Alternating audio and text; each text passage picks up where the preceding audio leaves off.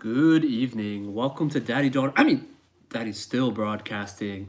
Today we are filming, we're live in a different location than usual, and that's because my phone is almost uncharged. And there's a reason to that. And here I noticed we have, you'll notice also it's kind of backwards. It seems like the image is a little bit backwards. We'll see how it looks when it gets into when it's fully uploaded and see how that looks. But the reason my phone, we have in our house, I have a surge protector. And that surge protector also tells me when there's faulty wiring or overcharges in different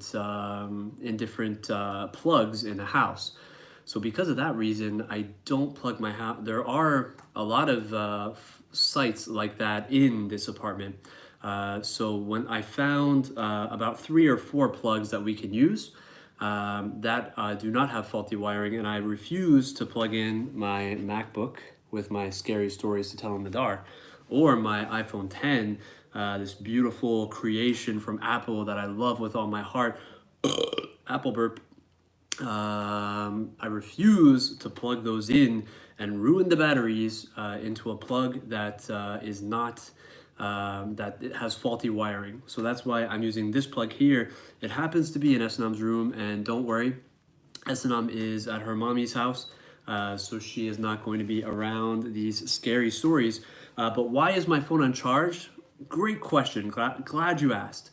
The reason why my phone is uncharged is because I got out of work today and went to do my normal Thursday grocery shopping, and lo and behold, the store was packed. As soon as I saw because you can judge in your mind by how many cars that are in the parking lot, how many people are going to be in the store. And usually on a Thursday night, there's not too many people. You can get in and out, no problem. Nobody's waiting at the self-checkout. There's not a huge amount of lines in the checkout. I just messed up something on my screen. Hopefully that's easily fixed. Okay, yeah, I just off skewed it a little bit. But lo and behold, there's a huge amount of people, and I heard them talking on the radio on the way home, and all they were talking about was coronavirus. Coronavirus. They might have to shut down for 2 weeks to a month the schools, and I think there's a ban in other provinces. I don't know if it's in the province of Quebec yet, but there is a ban in other provinces on gatherings, on international gatherings, but also gatherings of over 250 people, and more. So things are getting real. And it's the same kind of, I'm going to show you guys in a video, of course. I'm definitely going to put these clips together and make a video out of it. But it reminded me of, being in the States during Christmas time. I worked in a supermarket when I was putting myself through college, working my butt off. Hey, Summer Rose, it's great to see you, YouTube sister. Welcome to Scary Stories. More scary stories to tell in the dark with the original artwork for your viewing pleasure and listening pleasure, I hope. You'll notice that there's purple around me. That's because I'm in Esnam's room, and I was just telling the story that my phone is uncharged.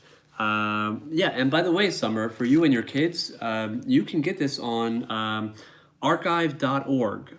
And in archive.org, you can borrow for free up to 5 books for up to 15 days. It is electronic, don't get me wrong, so you're not going to have that old-fashioned 90s feel of having a book in your hand, but you can borrow these books. So that saved me a good $40 to $50 just right there, just being able to borrow them. And S&M is too young for those books for right now, and I really kind of just want to delve into my childhood and get in this time capsule that is these books and take myself back to the 80s and 90s when you and I think were growing up. Definitely so that's where we're at. But I was telling everybody who may or may not be listening now or later that I'm surrounded by purple because I'm in Esnam's room. I went to the supermarket today, an absolutely crazy turn of events. You wouldn't believe it. It was packed, literally packed. There were cars everywhere. People were parking in odd spaces. And when I get into the supermarket, my first about 10 minutes were okay, but the minute I got close to where the cashiers were, there was a line all the way back to the back of the supermarket, full of people. People are panicking and freaking out over the coronavirus. I don't know what's going on in that beautiful state of Minnesota where you live, but I know that the prime minister up here and his wife are in self-isolation because they started feeling sick and they had just recently traveled, which I don't know what happened there. I just got a phone call from Joliet, Quebec, which I have no idea where that's from. But I should probably put myself, let me see, can I do this while I'm here?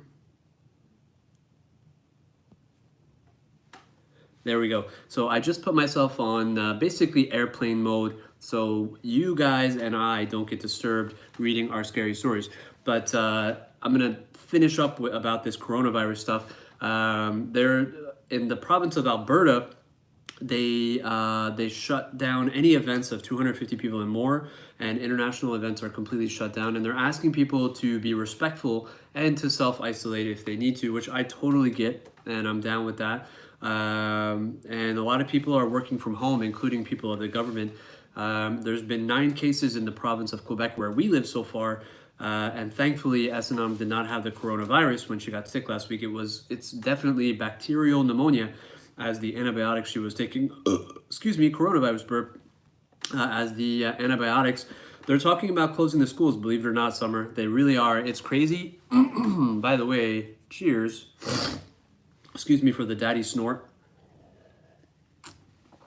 I think I caught what S&M has last week, which is pneumonia, bacterial pneumonia. And if it continues, I will try to avoid the emergency room and I will go to my family doctor and get some antibiotics for that. Definitely not the coronavirus. S&M does not, thank you. S&M does not have the coronavirus. She had pneumonia, and you know that because the virus doesn't go away with antibiotics, and she's completely better after finishing her 100% course of antibiotics. Excuse me. But that being said, so I went to the supermarket, packed, ridiculously full of people, and people are buying weird things. I mean, I bought some things like bleach. Don't get me wrong, a couple of drops in bleach in a bottle of water after it's sitting for a little while, you're good to go for some potable drinking water. And you know, a lot of people are buying toilet paper. I think that's ridiculous. I mean, you know, if it's that bad, you know, I'd rather you buy food, but you can barter or sell toilet paper if it gets to that point.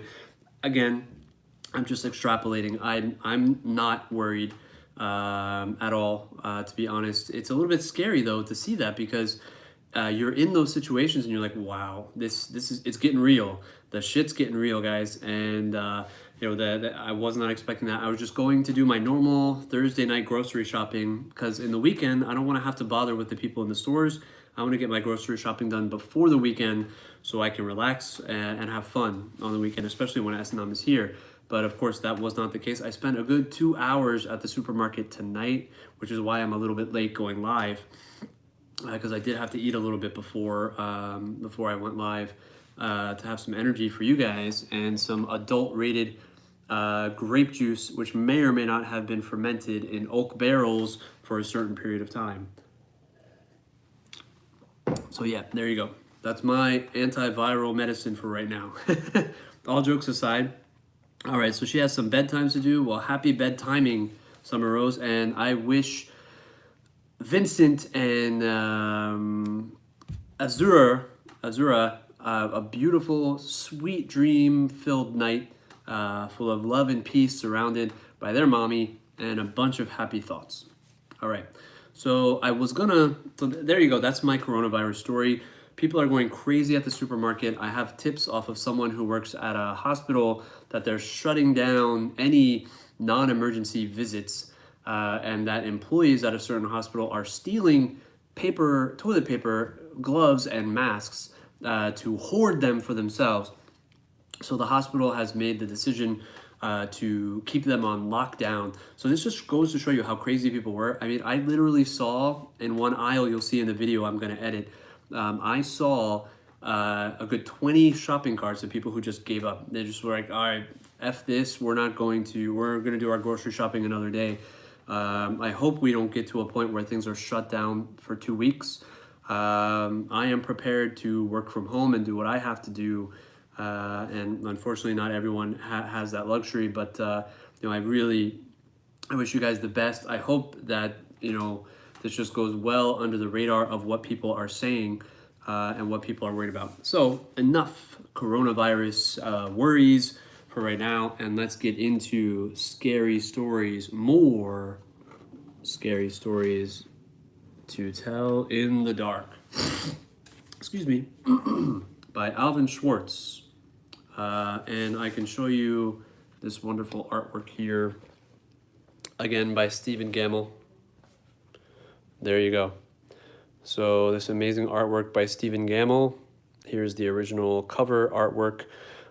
In more recent print jobs of these books, there's 3 of them. This is really cool. I just love these images from my childhood. There you go. So more scary stories to tell in the dark by Alvin Schwartz. Drawings by Stephen Gammell. If you are going to buy a copy of these books, make sure it says by Stephen Gammell and no one else. Gemma, great to see you, YouTube sister. There you go. That's a good picture that's me right now. I'm just kidding. So we're going to start with the hoo-has, and we're going to read the introduction to let you guys know what hoo-has. Oh, there's a scary image too that we don't want to miss. Hoo-has. And we are going to read about hoo-has and what are hoo-has. And this is actually a pretty good time. People tell scary stories to make themselves feel better about death and negative things, to make themselves feel, going on live chat, by the way, making themselves, and Gemma, thank you for all your work fighting for Asperger's syndrome and other things, autism awareness, and just general loving acceptance of each and every one of us, no matter what no matter where we're from or who we are, what our orientation is, what gender we may or may not think we are or believe we are or know we are. And that's right, I am proud to have Asperger's syndrome too, YouTube sister. So we're going to talk about the hoo-has. Let's read. These scary stories, what I wanted to finish saying was that this is a perfect time to tell some scary stories because people often in these situations need to make light of it. They need to have fun. There needs to be some kind of normalcy, but also, it helps us to become better acquainted with the more negative, darker parts of life. Excuse me, scary stories burp. And there you go. So because I'm in my daughter's room, and this apartment building was built in the 50s, and I know that there are people right above me that can probably hear me even as I speak. I might be a little bit less emotive than usual, but I have to keep my phone plugged in because I had to film tonight some scary stories. I had to film some real life scary stories about the coronavirus happening in our own neighborhood here in Montreal. And so my phone was dead because I was documenting all of those things to be able to show you guys. But okay, so enough about that. Hoo-has. These scary stories will take you on a strange and fearsome journey where darkness or fog or mist or the sound of a person screaming or a dog howling turns ordinary places into nightmarish places where nothing is what you expect. People have been telling scary stories for as long as anyone knows. From the first, they were tales of supernatural creatures that people feared would harm them, boogeymen, monsters, demons, ghosts, and evil spirits lurking in the dark, waiting for a chance to strike. We still tell scary stories about creatures we fear, but not all of them are about boogeymen or demons. Quite a few are about living people. You'll meet some of them. A fat and jolly butcher, a friendly girl who plays a drum, a neighbor, and others who at best are not to be trusted. Scary stories of this kind often have a serious purpose. They may warn young people of dangers that await them when they set out in their own in the world. But for most part, For the most part, we tell scary stories to have fun. We turn out the lights, or we leave just a candle burning.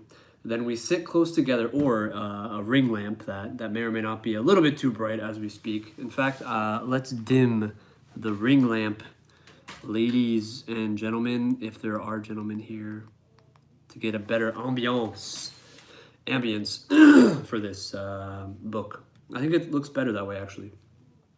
For the most part, we tell scary stories to have fun. Oh, yeah. Then we sit close together and tell the scariest stories we know. Often these include some that have been passed down over hundreds of years.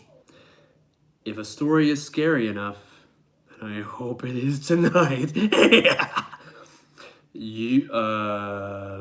your flesh begins to creep.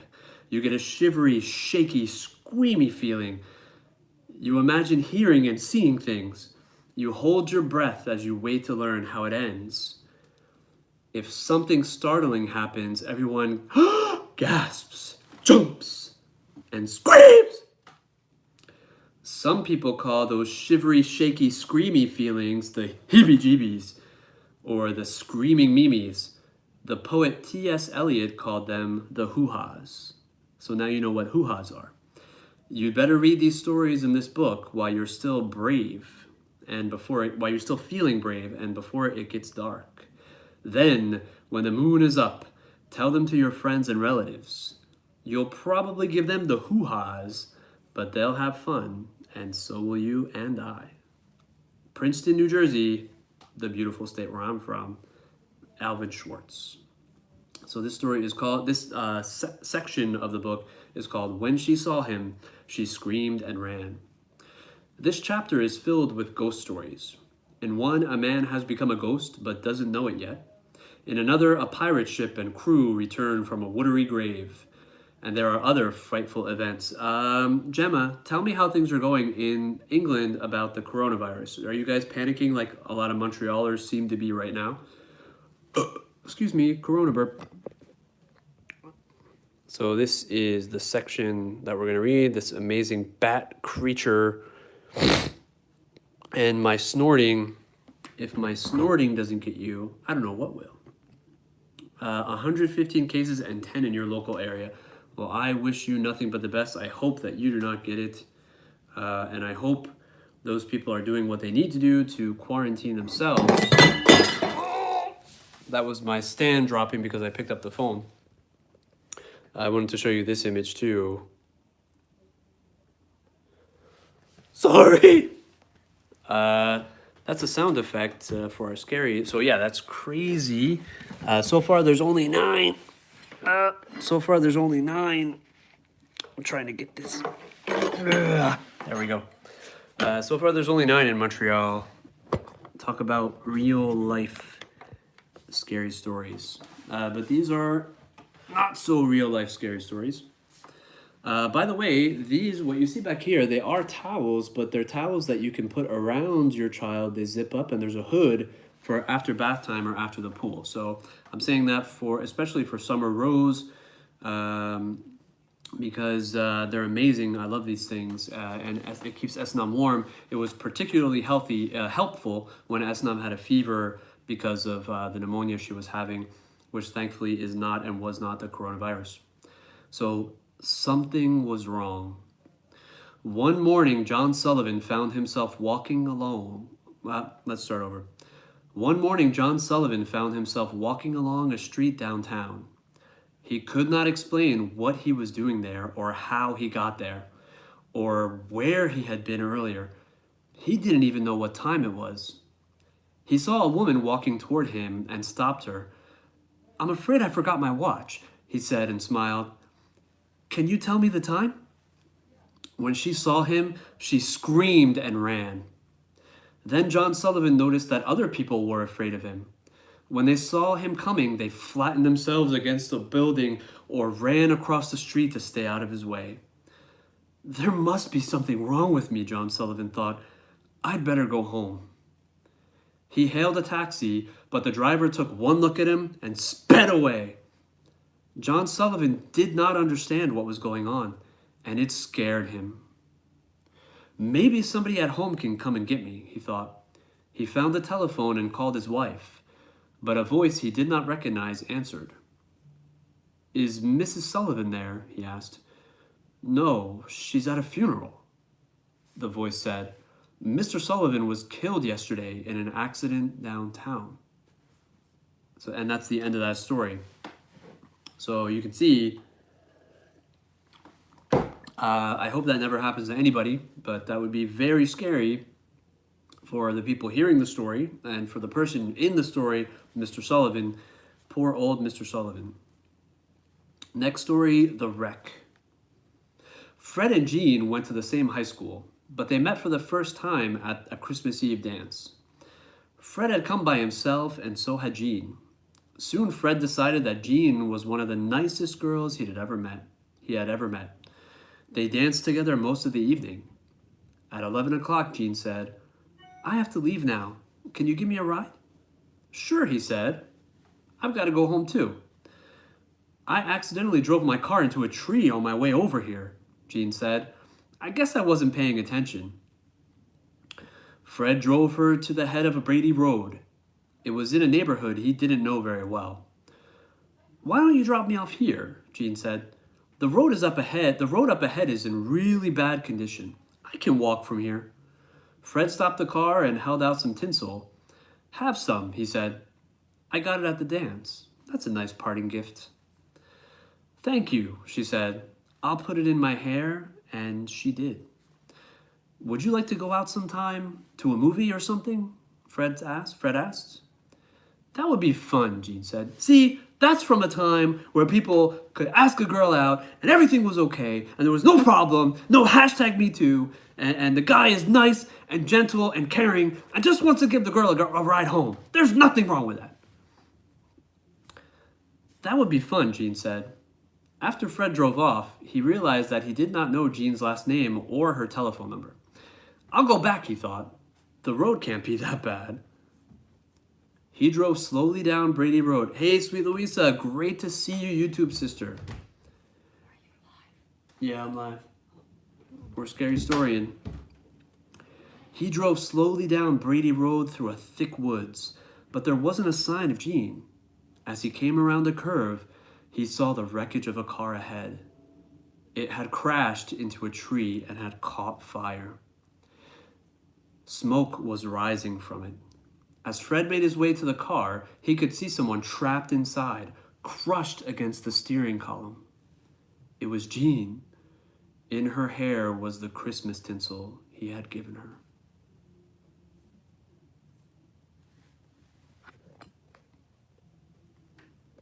And this is the scene of the wreckage that, I forget his name, that he went and saw Jean.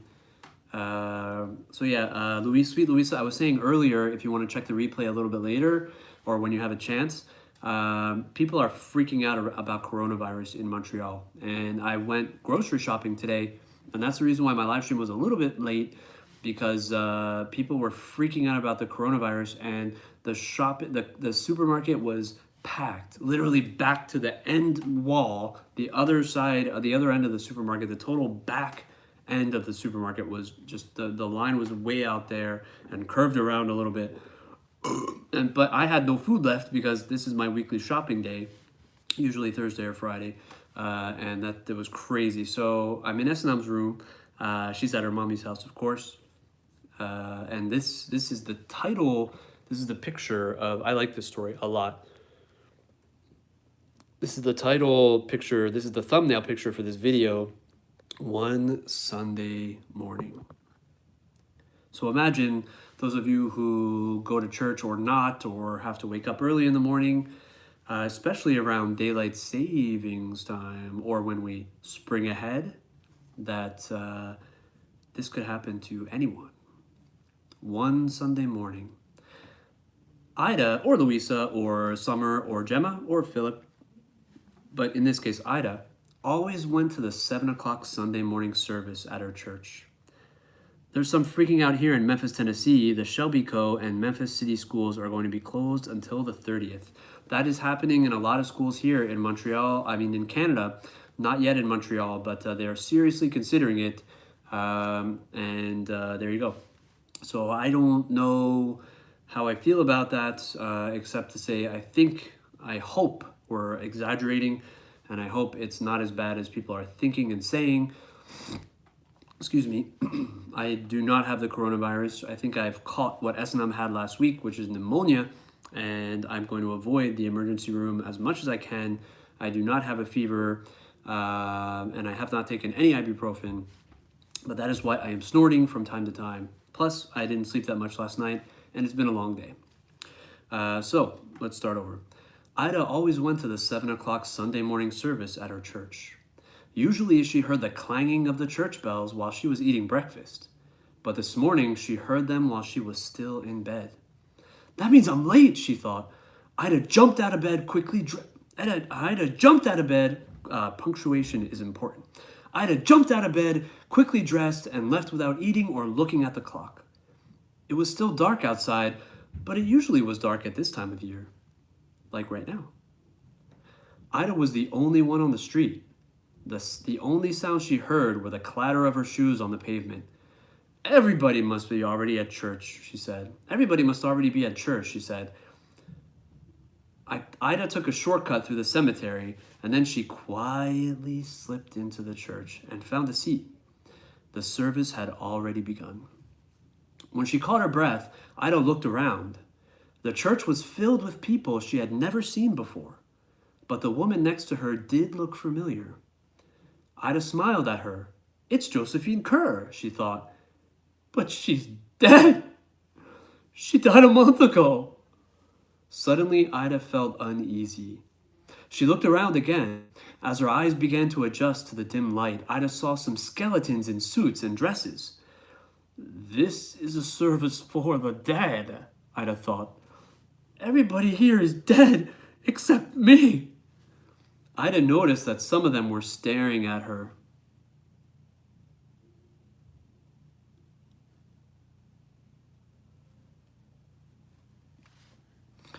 They looked angry, as if she had no business there. Josephine Kerr leaned toward her and whispered, "Leave right after the benediction if you care for your life." When the service came to an end, the minister gave his blessing. "The Lord bless and keep you," he said. "The Lord make his face shine upon you." Ida grabbed her coat and walked quickly toward the door. When she heard footsteps behind her, she glanced back. Several of the dead were coming toward her. Others were getting up to join them. The Lord lift his countenance upon you," the minister went on. Ida was so frightened she began to run. Out the door she ran with a pack of shrieking ghosts at her heels. "Get out!" one of them screamed. Another shouted, "You don't belong here!" and ripped her coat away. As Ida ran through the cemetery, a third grabbed the hat from her head. "Don't come back!" it screamed, and shook its arm at her. By the time Ida reached the street, the sun was rising, and the dead had disappeared. Gemma said something. "You're so much better at facial expressions than me. If you look so genuine and knowing that your expressions, well, we all have our talents, Gemma, and you have amazing talents too." Ding. Did this really happen? Ida asked herself, or have I been dreaming? That afternoon, one of Ida's friends brought over her coat and hat, or what was left of them. They had been found in the cemetery, torn to shreds. Imagine that. Imagine going to a church like that, guys. Woohoo! I'll stay home on Sunday, thank you. There you go. All right, so sounds is the next story. The house was near the beach. It was... My church kicked me out. I'm not laughing at you, Gemma. It just sounds so familiar in the story. Can you please explain to me why your church kicked you out and what type of church it was? I have tried many religions, and I've learned one thing, that you can find great people in every religion, and you can also find cowards and mean people and angry people and people that just don't understand and people that are more worried about looking good than actually being good. But again, at Daddy's daughter, I mean, Daddy's still broadcasting. We don't get involved in religious discussion, but this discussion is fine because they didn't agree with me being autistic. They told me I was a burden and that I was a curse. It was a God. I see. Yeah, I see how that could be the case. Though I have been around some people in some churches that say that they have that if you do not speak in tongues, then you do not have the Spirit of God upon you. Whereas that's a little bit too conformist for me, and I don't want to speak in tongues. So thank you very much. I'm glad you got out of there, Gemma. Sounds better off not in a place like that. The house was near the beach. It was a big old place where nobody had lived for years. From time to time, somebody would force open a window or a door and spend the night there, but never longer. 3 fishermen caught in a storm took shelter there one night. With some dry wood they found inside, they made a fire in the fireplace. They lay down on the floor and tried to get some sleep, but none of them slept that night. First, they heard footsteps upstairs, which is what we hear often here because it's a house built from the 50s, so you can basically hear everything that's going on in your neighbor's house as if they were right in your lap. First, they heard footsteps upstairs. It sounded like there were several people moving back and forth. When one of the fishermen called, "Who's up there?" The footsteps stopped. Then they heard a woman scream, "Ah!" I'm not going to scream out loud for obvious reasons. The scream turned into a groan, "Ugh!" and died away. Blood began to drip from the ceiling into the room where the fishermen huddled. They were playing church. There you go, Luisa. Exactly. They were playing church. So imagine you're sitting in your living room or your bedroom and blood starts dripping from the ceiling. And you certainly hope it's not water from upstairs.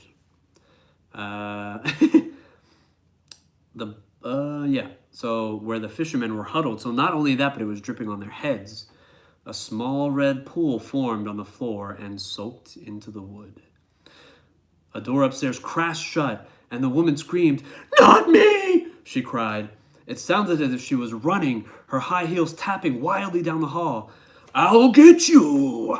a man shouted, and the floor shook as he chased her. Then silence. There wasn't a sound until the man who had shouted began to laugh.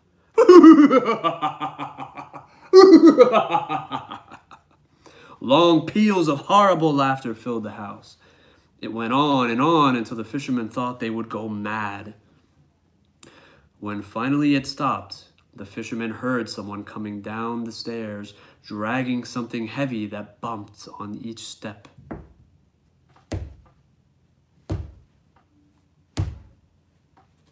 The door opened and then slammed shut again. Silence. Suddenly, a flash of lightning filled the house with a green blaze of light. A ghastly face stared at the fishermen from the hallway. Then came a crash of thunder. Terrified, they ran out into the storm. So here is Stephen Gemmel's artist's rendition of what that room might have looked like during that ghostly encounter. Ooh, and this next one is called A Weird Blue Light. Let me have a sip of my grape juice. Cheers, guys. Luisa, I don't know if you're working tomorrow. I am, so I'm not going to drink too much. But if you're having your Colt 45, cheers. And if anyone else is having any libations as the world burns down with coronavirus around us in a figurative way, cheers. This is taking us way back. You thought you would go way back in some instances. This is taking us back to 1864. Late one night in October 1864, a Confederate blockade runner, which is a type of ship, slipped by some Union gunboats at the entrance to Galveston Bay in Texas and made it safely to port with its cargo of food and other necessities. No, not at all. I hope I'm not either, sweetheart. Louis Billings, the master of the small vessel, was getting ready to weigh anchor when he was startled by a shriek from one of the crew members. Ah! A strange, old-fashioned schooner with a big black flag was rushing down at us. Billings said later, "She was afire with a sort of weird, pale blue light that lighted up every nook and cranny of her. The crew was pulling at the ropes and doing other work, and they paid us no attention and didn't even glance our way. They all had ghastly bleeding wounds, but their faces and their eyes were those of dead men." The man who had shrieked had fallen to his knees, his teeth chattering as he gasped out in prayer. Overcoming my own terror that was chilling the very marrow to my bones, I rushed forward, shouting to the others as I ran. Suddenly, the schooner vanished before my very eyes. Some say that it was the ghost of Jean Lafitte's pirate ship, Pride. Pride, Gemma, just for you. That sank off Galveston Island in 1821 or 1822. She was seen again in 1892 in the same waters with the same crew. So there you go. And on the same token, on the same wavelength as Somebody Fell from Aloft is the name of this next story. Excuse my snorting. My daddy snorts, which I hope are not going to be embarrassing to Esnam when she is in her teens and 20s. I had signed on as an ordinary seaman on the Falls of Ettrick, a merchant ship bound for England. Hey, Gemma, the ghosts are coming to see you. Joke. The first time I saw that ship, I knew her right away. She was the old Gertrude Spurshoe. I had sailed on her years before when she was painted brown and gold. Now she was painted black and had a new name, but it was the same ship for sure. We had a pretty good crew for that voyage. We had Gemma and Summer and Louisa and Mariska and Philip. Except for one hard-looking ticket named McLaren. He was a pretty good seaman, but there was something about him I didn't trust. He was kind of secretive, you know? Kept mostly to himself. Buttweed, as young Pete would say from The Adventures of Pete and Pete. One day, somebody told him that I had worked on the old Gertrude. For some reason, he got all a tremble over that. Then I catched him giving me all these ugly black looks.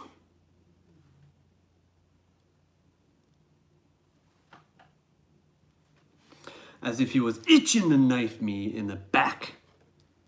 I guess it had something to do with the Gertrude, but I didn't know what.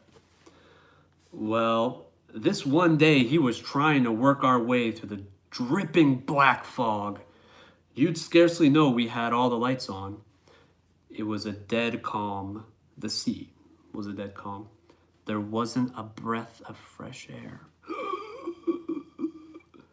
The ship just lay there, wallowing in a trough, a-rolling, going nowheres. I was standing my watch around midships, the middle of the ship, I think. McLaren was doing his trick at the wheel. The rest of the crew was scattered around one place or another. It was as quiet as could be. Then all at once, wacko! This thing hits the deck right in front of McLaren. He lets go a screech that turns my blood cold. Ah! And he falls down in a faint. I just trying to narrate the best I can. Then the second mate starts yelling that somebody's fallen from aloft, which is something I guess shipmen say when someone fell down and has now hit the deck in the most real, not figurative, but real terms. Ship falling off the ship, burp. The captain ran and fetched a big light from his cabin so we could see who it was. They kind of straightened him out to get a good look at his face. He was a big, ugly looking devil, but nobody knew who he was or what he was doing up there. At least nobody was saying. Boots Kennedy, great to see you, brother. I saw your chugging 6 bottles of Modelo video, and kudos to you. I know I could pull it off if I had to, but I don't plan on it. But kudos to you, that was amazing. And thank you for cheers on the burp. If there is a man who knows how to burp, it is a man who chugs. And as you being chug expert and burp expert, I thank you. And that is more than a compliment coming from a man like you. And I mean that in the most sincerest of terms. So they kind of straightened him out to get a good look at his face. And by the way, thank you for the sub. That means the world to me, by the way. Thank you. We've been losing subs for some reason, and I can't figure out. We've been basically bleeding for no reason. So it means the world that you would be here and that you would take time out of your day to be here. And not only that, but to sub. So thank you, brother. When McLaren came to from his faint, they tried to get something out of him. All he did was jabber away and kept rolling those big eyes, wild-looking eyes of his. Someone fell. I missed a comment there. Thanks, man. It wasn't easy, bro. I am gifted when it comes to burping, and I learned from my dad. You are welcome from the sub too, brother. Well, thank you, Boots. Yes, I literally felt like I would have seen fire coming from, and I was, that's the most sincere comment. I felt like I was going to see fire and amazing things coming from that burp. And Amber, Rhea, and Ariane's channel, hey, right back at you. So everybody was getting more and more excited. We all wanted to heave the body overboard as quick as we could. There was something weird about it, as if it wasn't real. But the captain wasn't so sure about getting rid of it that way. Could it be a stowaway? Yeah, long time no see, Amber. Great to have you guys around. It means a lot to have you guys here.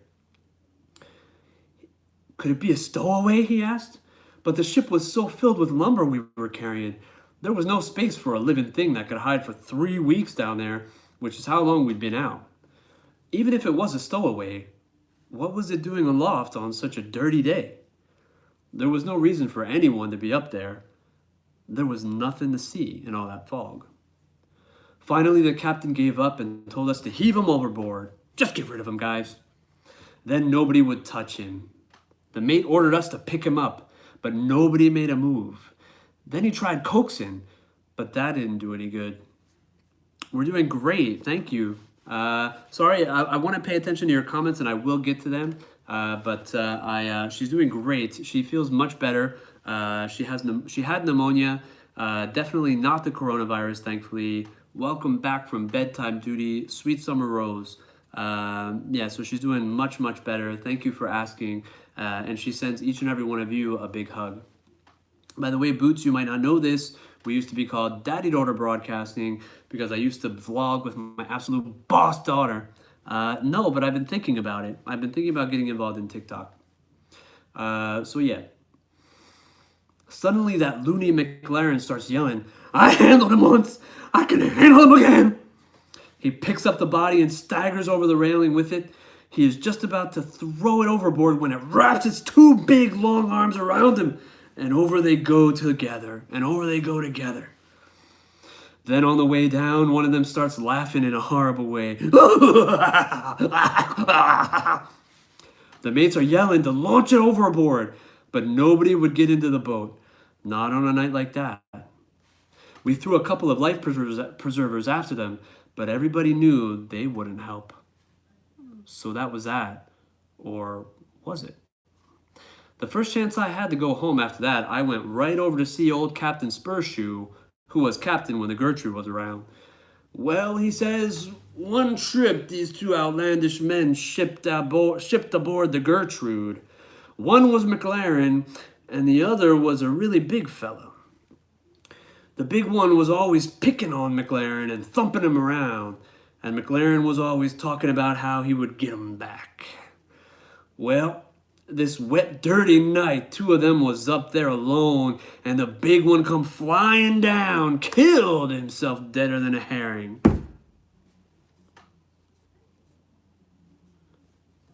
And let me show you what Stephen Gamble, the illustrator of this book, was his rendition of this of McLaren falling overboard, or this ghastly figure falling overboard with holding on to McLaren with those monstrosities of hands, monstrous hands. And yes, Summer, the original artwork, baby. That's how we do at Daddy Still Broadcasting. McLaren says the foot rope they were using parted and how he almost fell himself. But everybody saw who that rope knew. Everybody who saw that rope knew that she didn't give way on her own. She had been cut through with a knife. After that, whenever we came to port, McLaren thought we were going to get the police after him. And he'd get pretty scared. But we couldn't prove anything, so we didn't try. In the end, I guess the big fella took care of things in his own way, if you know what I mean. If he was a ghost like that come back, that's what he was. If there be things like ghosts, I mean. And I love that with Alvin Schwartz, if there be things like ghosts. So there you go. I personally don't believe in ghosts, but hey, we all have our own beliefs and ways of doing things. So just to give you, I don't know, when I was a kid, it was really hard for me to follow that story, perhaps because of my Asperger's syndrome, or I don't know. But so basically, the ship that the narrator is on is real. And they're in this foggy night, and McLaren is real, but he had killed this guy on another ship, the Gertrude, that he was on. And this guy, this night, in this foggy night, which kind of makes it even more spectral and scary, he comes back, falls to the ground, kind of like a replay, but takes McLaren with him. And it turns out that McLaren was the guy that killed him. So there you go. It's a little bit more of a complex story, which is why this book is for older children and not 5-year-old absolute bosses like my daughter just yet. So cheers on my last bit of wine for tonight. So The Little Black Dog. This story resonated a lot with me, like all these stories when I was a kid. The Little Black Dog. And guys, let me know if you want me to add anything to these stories, if you want me to have some royalty-free scary music in the background, or is this good enough? The Little Black Dog. Billy Mansfield said that a little black dog followed him wherever he went, but he was the only one who saw it. So people thought he was kind of crazy. Let me make sure this is in the right position. There we go. To drive the dog away, Billy was always hollering at it, throwing rocks at it, but the dog always came back. Kind of sounds like Glenda Glitterpoop, if you will. The first time Billy saw that dog was the day he fought Silas Burton. Billy was just a young man then, but the Burtons and Billy's family had been feuding for years. When Billy saw Silas riding towards him, he went for his gun, but Burton went for his. But Billy fired first. He hit Burton in the back, knocking him from the horse. Burton's horse ran off, and his gun fell where he couldn't reach it. He lay there on the ground, pleading with Billy not to kill him, but Billy killed him anyway. Burton's little black dog was with him when he was shot. The dog kept licking Burton's face and barking and snarling at Billy. In his anger, Billy killed the dog too. There wasn't much law enforcement in those days, so Billy wasn't arrested. Awesome. Well, be safe shopping. If it's anything like what happened in Montreal tonight, sweet Louisa, be safe, be careful. And I am honored and privileged if you are listening to me without headphones live in a supermarket. So thank you for that. Please, everyone around Louisa Lewis, subscribe to Daddy Still Broadcasting for amazing scary stories and awesome fun with feisty pets and other things. You're welcome.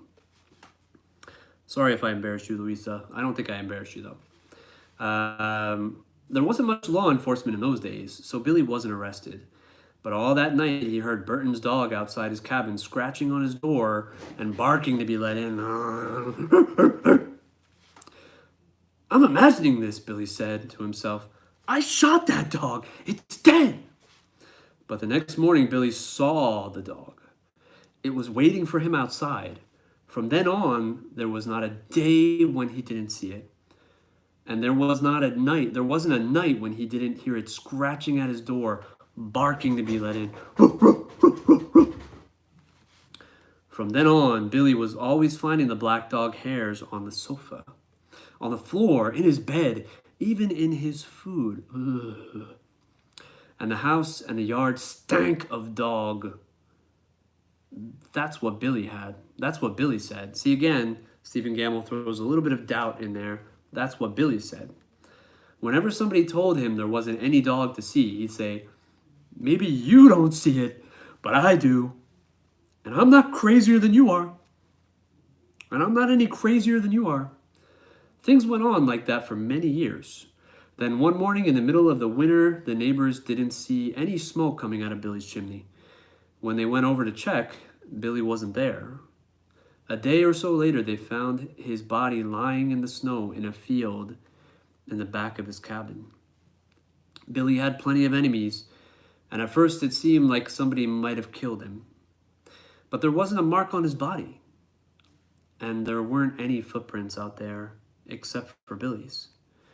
The doctor said Billy probably died of old age, but there was something odd about his death. When the neighbors found Billy, there were black dog hairs on his clothes. There were even a few on his face. It smelled like a dog had been there, yet no one had seen a dog anywhere. All right, so let me see where we're at here. Clinkety clink. Okay, so we're gonna end it with this story because it's a pretty long story and I still have to work tomorrow. And hopefully the entire city of Montreal is not shut down. And so I don't have to interrupt the story. I want to show you this amazing picture of the image from Clinkety Clink. And this is the spectral dame, the spectral woman from Clinkety Clink, right here. Excuse me, scary story burp. So yeah. There you go. We're going to end this section and the vlog with this last story, Clinkety Clink. All right, so we're going to go back up. Scrolling up. An old lady got sick and died, and it was not of the coronavirus. She had no family and no close friends. So the neighbors got a gravedigger to dig a grave for her, and they had a coffin made, and they placed it in her living room. As was the tradition, they washed her body and dressed her up in her best clothes and put her in her coffin. When she died, her eyes were wide open, staring at everything and seeing nothing. The neighbors found 2 old silver coins on her dresser, and they put them on her eyelids to keep them closed. They lit candles and sat up with her so that she would not be too lonely on that first night when she was dead. The next morning, a preacher came and said a prayer for her. Then everybody went home. Later, the gravedigger arrived to take her to the cemetery and bury her. He stared at the silver dollars on her eyes, and he picked them up. How shiny and smooth they were! How thick and heavy! They're beautiful, he thought. Just beautiful. He looked at the dead woman with her eyes wide open. I had to blink. He felt she was staring at him, watching him hold her coins. It was giving him a creepy feeling. He put the coins back on those eyes of hers to keep them closed. But before he knew it, his hands reached out again and grabbed the coins and stuck them in his pocket. Then he grabbed a hammer and quickly nailed shut the lid on the coffin. Now you can't see anything, he said to her. Then he took her out of the cemetery and buried her as fast as he could. When the gravedigger got home, he put the 2 silver coins, 2 silver dollars in a tin box and shook it. The coins made a cheerful rattling sound, but the gravedigger wasn't feeling cheerful. He couldn't forget those eyes looking at him. When it got dark, a storm came up, and the wind started howling, blowing. It blew all around the house. It came in through the cracks and around the windows and down the chimney. Bazoo! Shh! It went, Bazoo! Bazoo! Bazoo!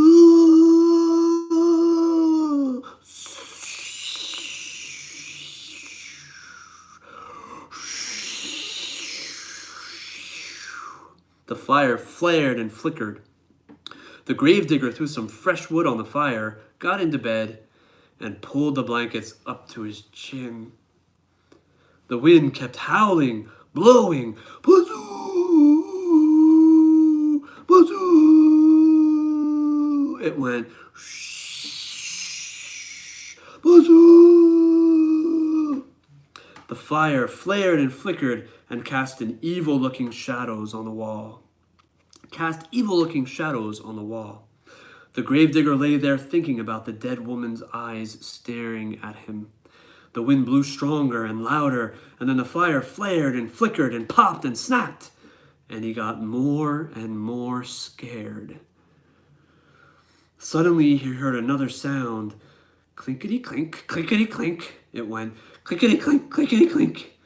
It was the silver dollars rattling in the tin box. I wish I had a tin box to rattle for you. Hey! The gravedigger shouted. Who's taking my money? But all he heard was the wind blowing. Bazee, bazee, bazoo! And the flames flaring and flickering and snapping and popping, and the coins going clinkety-clink, clinkety-clink. He leaped out of bed and chained up the door. Then he hurried back. But his head had barely touched the pillow when he heard clickety-clink, clickety-clink, clickety-clink. Then he heard something way off in the distance. It was a voice crying, Where's my money? Who's got my money? Oh, oh. And the wind blew, bazee, bazoo, oh. And the fire flared and flickered and snapped and popped, and the money went clickety-clink, clickety-clink. The gravedigger was really scared. He got out of bed again and piled all the furniture against the door, and he put a heavy iron skillet over the tin box. And he put the heavy up, and then he jumped back into bed and covered his head with the blankets. But the money rattled louder than ever, and I am losing my place in this book. And I don't know where I'm at. Okay. Well, that stinks to kind of ruin the ambiance like that, but we're going to get right back into it. The gravedigger got really scared. He got out of bed again and piled all the furniture against the door, and he put a heavy iron skillet over the tin box. Then he jumped back into bed and covered his head with the blankets. But the money rattled louder than ever, and way off a voice cried, Give me my money! Who's got my money? Oh, oh. And the wind blew, and the fire flared and flickered and snapped and popped. And the gravedigger shivered and shook and cried, Oh, Lordy, Lordy. Suddenly the front door flew open, and in walked the ghost of the dead woman with her eyes wide open, staring at everything and seeing nothing. And the wind blew, bazee, bazoo, oh, shh. And the money went clickety-clink, clickety-clink. And the fire flared and flickered and snapped and popped, and the ghost of the dead woman cried, Oh, where's my money? Who's got my money? Oh, oh. And the gravedigger moaned, Oh, Lordy, Lordy, oh. The ghost could hear her money going clickety-clink, clickety-clink in the tin box, but her dead eyes couldn't see the box. So she reached out with her arms and tried to find it. And there's a side note. As you tell this story, stand up with your arms in front of you and begin groping around you. Oh, oh, where's my money? Where's my money? The wind went bazee, bazoo,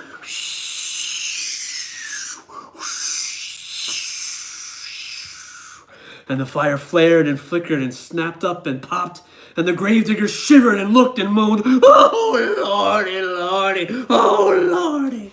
And the woman cried, "Give me my money. Who's got my money? Who? Who?" "You've got it, Louisa!" And there you go. That's the end of the story. Now quickly jump up, as the side note says, at somebody in the audience and scream. So Louisa, I chose you because I think you're still here. And there you go. And on that note, we are going to end our night of scary stories for now. And we're going to leave it for the next section, which is she was spitting and yowling just like a cat. So Louisa, if you're still here, whoever is still here, thank you so much for being here. I really appreciate it. It means the world. Much love and respect. Let's all hope and pray that this coronavirus goes away ASAP. We want nothing to do with it, out of our lives and out of our realities, please. And we will do our absolute best to take care of ourselves. So guys, I love you. Stay safe. Be careful. In all seriousness, be careful. I would highly recommend, being, especially if you have cases in your town like we have in Montreal, be very careful where you go. Make sure you self-quarantine. Please respect that out of love for yourself and for others. And obviously, if you have to go to the doctors, just be careful, guys. So much love and respect. Sweet Louisa, good night to you. S&M sends you all a big fat hug full of love and fun and innocence and caring. And hope you guys have a great night. I will potentially go live on Saturday and read more scary stories. So stay tuned. Take care, guys. Much love and respect. Thank you, Sweet Louisa. We definitely will do our absolute 1,000,000% best, and especially for S&M, even though I heard that cases in children are not as bad. So have a good night. Love you guys. Take care. Ciao, guys. Daddy's still broadcasting. Signing off for now. Ciao.